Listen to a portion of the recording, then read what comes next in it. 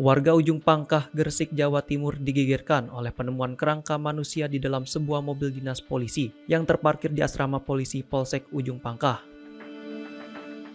Gus Muhammad Latif, seorang tokoh masyarakat sekaligus pengasuh pondok pesantren di dekat asrama polisi Ujung Pangkah, Gresik, Jawa Timur, mengungkapkan bahwa ia sekilas mengenali sarung yang ditemukan di lokasi kejadian.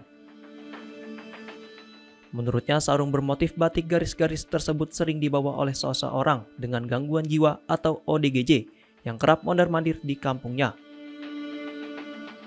Latif menjelaskan bahwa ODGJ tersebut biasanya membawa sarung di pundaknya dan tidak mengenakan pakaian lain. Ia terakhir melihat pria tersebut sekitar September 2024, namun sejak Oktober 2024 ia sudah tidak pernah melihatnya lagi.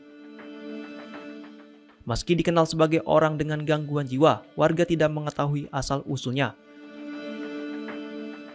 Latif sendiri mengaku sering memberikan makanan kepada pria tersebut ketika melintas di depan rumahnya, dan selama ini ODGJ itu tidak pernah mengganggu warga sekitar. Kapolres Gresik, AKBP Rovan Richard Mahenu, menegaskan bahwa penyelidikan atas kasus ini masih terus berlangsung. Tim forensik Polda Jatim telah dikerahkan untuk membantu mengungkap identitas korban dan penyebab kematian. Ia juga memastikan bahwa hasil pemeriksaan akan disampaikan secara transparan setelah proses penyelidikan oleh bidang dokter kesehatan Polda Jatim selesai. Sebelumnya, warga pesisir Ujung Pangkah, Gresik, Jawa Timur dibuat geger dengan penemuan kerangka manusia di dalam sebuah mobil yang terparkir di kawasan asrama polisi Polsek Ujung Pangkah. Apa kenal apa enggak dengan sarungnya tadi? Sarungnya itu ada celor-celor batik. Biasanya itu dikalungno, selimpangnya. Terus gak pakai pakaian. Saya setelah terakhir mengetahui itu bulan 10 sudah tidak mengetahui. Tahunya warga itu siapa? Tahunya warga itu siapa? Orang gila. Laki-laki atau perempuan? Laki-laki atau perempuan? Laki-laki. Iya. Kira-kira umurnya seberapa ke sana? Usianya? Gak paham. Memang tiap hari sering riwariwi di sini. Riwariwi jalan-jalan. Jadi ada dua, yang satu itu, yang satu di Banyurip ya. Banyurip biasanya minta di depannya pintu masuk ada warung Pak Fadel itu. Saya minta rokok. Itu tidak pakaian juga, cuma sarungnya digawe di bebekno. Oh, kalau yang ini telanjang? Ya, sarungnya dicangklong ini. Iya. Tapi telanjang? Kadang-kadang ya saya ketahui, kadang-kadang pakai mungkin kan dikasih orang, kadang-kadang telanjang, kadang-kadang pakai katok. Kalau warga sini kenal enggak dengan dia?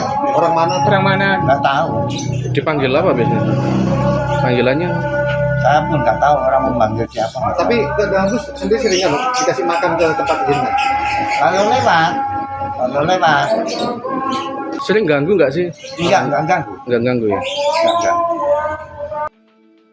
Tim Laboratorium Forensik Polda Jatim segera melakukan olah tempat kejadian perkara dan mengevakuasi serpihan kerangka manusia dari dalam mobil tersebut. Mobil yang menjadi lokasi penemuan kerangka manusia adalah kendaraan dinas yang diketahui merupakan milik mantan Kanit Reskrim Polsek Ujung Pangkah, Aibda Yudi Setiawan. Yang kami lakukan semuanya untuk mengungkap penemuan mayat yang ada. Komitmen kami agar kasus ini cepat terungkap. Kami mohon doanya dari rekan-rekan sekalian sehingga dapat membuat terang penemuan mayat yang ada. Hasilnya nanti kami akan sampaikan kepada rekan-rekan media secara transparan setelah kami menemukan hasil koordinasi dengan Ditokes ataupun dengan kumpulan para saksi yang telah dikumpulkan oleh Satreskrim ataupun Polsek Ujung Pangkah. Kasus ini terungkap ketika seorang anggota polisi bernama Gita diminta oleh Aibda Yudi untuk mengambil aki di dalam mobil. Saat membuka pintu belakang, Gita dikejutkan oleh keberadaan tengkorak manusia yang bersandar di jok belakang kendaraan.